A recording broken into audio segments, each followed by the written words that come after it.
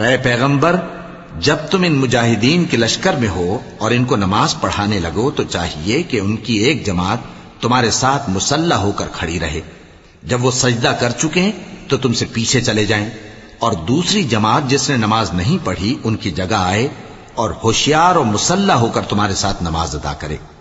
کافر تو چاہتے ہی ہیں کہ تم ذرا اپنے ہتھیاروں اور سامان سے غافل ہو جاؤ کہ تم پر یکبارگی حملہ کر دیں، اور اگر تم بارش کے سبب تکلیف میں ہو یا بیمار ہو تو تم پر کچھ گناہ نہیں کہ ہتھیار اتار رکھو، مگر اپنا بچاؤ ضرور کر رکھو۔